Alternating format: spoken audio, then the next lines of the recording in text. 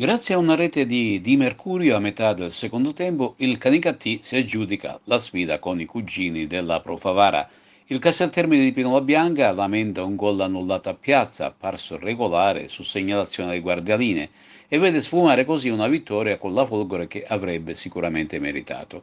Mentre lo Sciacca deve inchinarsi al Gurrera alla forza prorompente del Mazzara per una rete a due. Per quanto riguarda le altre gare, il Misilmeri viola il terreno di gioco del Castellammare, la Sanghataldese si aggiudica con un gol di Veneroso il match con il quotato Parmonval, infine il Marsale si ferma in casa 1-1 con il Marineo.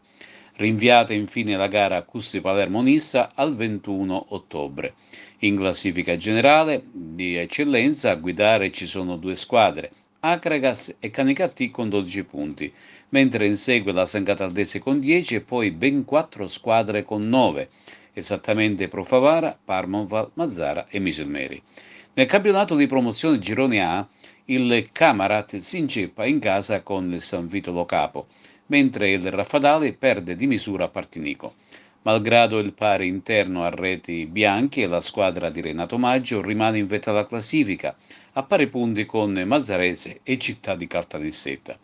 Nel girone G di prima categoria si registrano alcuni risultati a sorpresa che consentono all'Atletico Favara di ottenere la seconda vittoria di fila e di porsi in vetta alla classifica a punteggio pieno.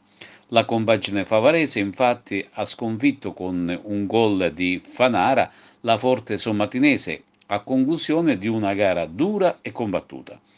Va male invece l'Empedoclina che, ironia della sorte, perde al cospetto dei cugini del Gemini che brindano al successo con un gol dell'ex attaccante Granata Zeus, arrivata al 43esimo del secondo tempo.